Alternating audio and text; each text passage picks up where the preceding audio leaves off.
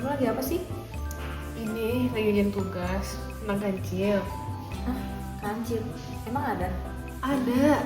Ini makanya aku lagi cari-cari. Ada deh, ntar aku ceritain deh. Masa sih? Ada yang bilang kancil. Loh. Kali ini siapa sih? Itu nanti dulu. Kita mau bantu kalian buat kenalan sama kancil, terutama kancil Jawa atau Tragulus javanicus. Udah siap belum nih? Yuk ikuti kami.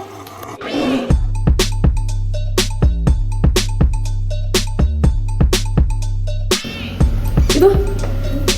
Oh itu, kecil banget ya. Emang beneran kancil Jawa? Beneran tuh katanya. Aku kira cuma di dongeng yang suka nipu-nipu harimau gitu loh. Benar banget teman-teman. Jadi itu adalah Tragulus javanicus atau kancil Jawa. Nah, kancil Jawa itu merupakan mamalia mungil yang termasuk dalam ordo Artiodactyl dan famili Tragulidae. Jadi dia masih satu ordo ya? Sama kijang sama kayak rusa gitu. Betul, tapi mereka merupakan Artiodactyl terkecil di dunia. Tubuh mereka hanya mencapai 18 sampai 22 inci. Ekornya mereka hanya 2 inci. Coba kalian perhatiin lagi deh, kancil Jawa nggak punya tanduk dan tulang seperti rusa loh. Tapi, pejantan itu punya gigi taring panjang di sisi mulutnya. Sedangkan pada betina itu lebih kecil atau tidak ada. Wah, unik banget ya. Terus taringnya tuh buat apa? Biasanya taringnya itu untuk kompetisi antar jantan, terutama saat musim kawin. Lihat, jadi kancil Jawa itu punya warna tubuh yang khas. Jadi rambutnya itu warna coklat orange di bagian atas atau bagian punggungnya, terus warna putih di bagian perutnya, sama dia tuh punya garis putih vertikal di bagian leher. Tapi kalau lihat kakinya ramping banget deh. Kayak pensil nggak sih? Iya, itu tuh yang membuat dia bisa bergerak cepat di hutan tropis yang lebat. Nah, habitat yang ideal itu tanah dengan pepohonan yang berlubang atau dekat dengan sumber air. Kancil punya cara unik loh buat memperingatkan musuhnya. Wah, gimana tuh? Dia bakal menghentakkan kakinya dengan cepat selama 7 kali per detik. Bunyinya kayak tabuhan drum loh. Jadi kalau dia ngangkat tangan tuh kayak gini loh, tuk gitu nggak sih? Bisa jadi, karena mungkin di situ terdapat predator atau musuhnya kancil seperti burung predator dan reptil besar. Kita mungkin tidak selalu bisa melihat kancil Jawa di habitat langsungnya.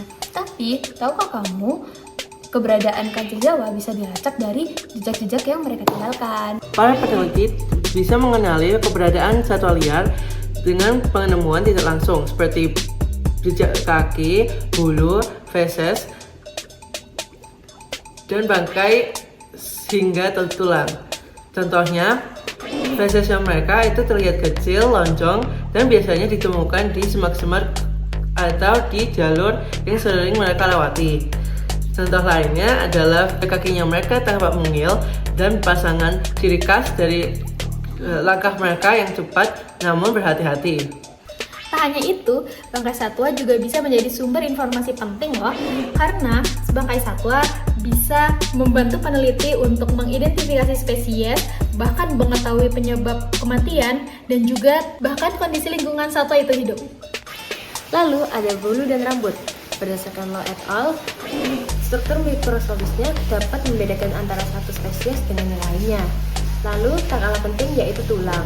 Dari tengkorak, gigi, dan rangkapnya dapat membedakan apakah itu herbivora kecil seperti Tragulus javanicus. Jadi, meskipun kancil Jawa sulit ditemukan di habitat langsung, setiap bukti kecil yang mereka sampaikan seperti sepotong feses, sehelai rambut, dan jejak mungil di tanah bisa menceritakan tentang keberadaan mereka. Nah, sekali kali ini tidak bisa melihat kancil secara langsung di habitatnya. Wah, bener juga ya. Iya. Tapi kan kita lagi tinggal di era digital gitu nggak sih? Benar nggak? Bener banget nih, aku habis googling kan. Di sini tuh ada alat yang bisa dipakai buat konservasi sama mantau satwa liar yang kecil-kecil kayak kancil itu. Wah, apa tuh kalau boleh tahu?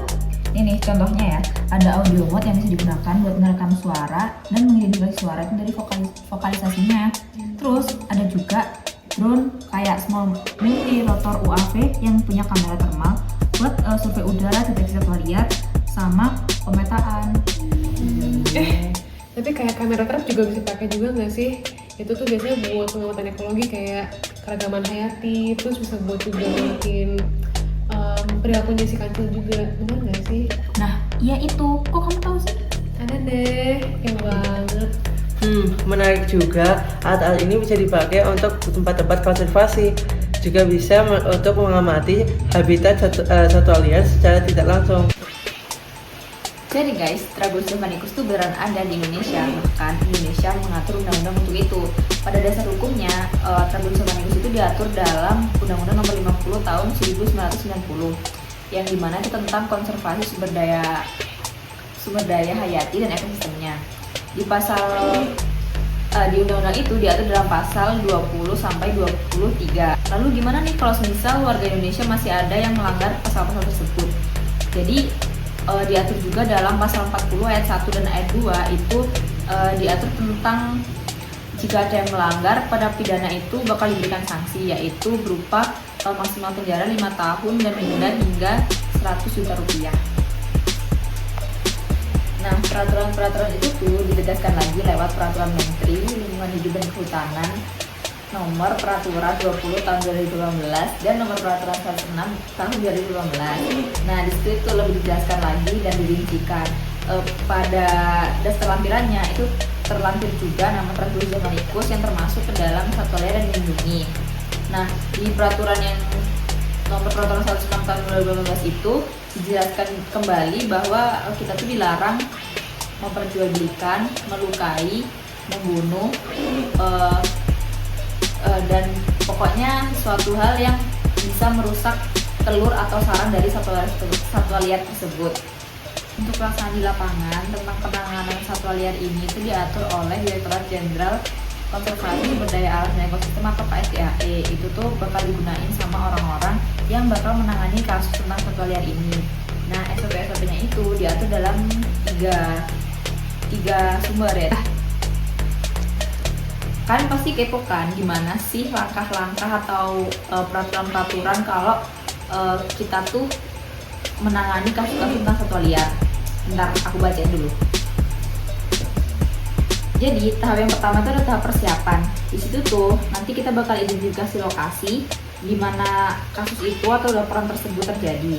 Terus yang kedua kita bakal koordinasi sama KSDAE, sama kepolisian, karantina, laborasi dan lain-lain untuk mempersiapkan keberlanjutan dari penemuan-penemuan ini. Untuk yang tahap yang kedua itu pelaksanaan di lapangan. Itu berupa penangkapan dari satwanya itu. Jadi satwa itu tidak harus ditangkap dalam keadaan mati. Satwa itu dalam keadaan sehat dan tidak melukai satwa. Lalu jika satwa masih hidup, kita bisa memberikan satwa itu pakan agar dia tidak merasa stres. Ketiga yaitu dokumentasi dan bukti. Jika kita menemukan satwa tersebut, kita harus memfoto satwa secara lengkap dari kepala, tubuh, ciri morfologi dan lainnya. Lalu setiap dari dokumentasi itu kita harus memberikan label, yaitu pengisian formulir chain of custody, yaitu tentang spesies, lokasi, waktu, dan penanggung jawabnya. Untuk yang keempat yaitu analisis ini juga diperlukan. Jika kita menemukan bangkai atau menemukan spesies yang kita belum tahu itu spesies hewan apa, kita bisa melakukan pengujian sampel DNA di laboratorium. Lalu yang kelima, yang terakhir nih yaitu tahapan pasca penanganan.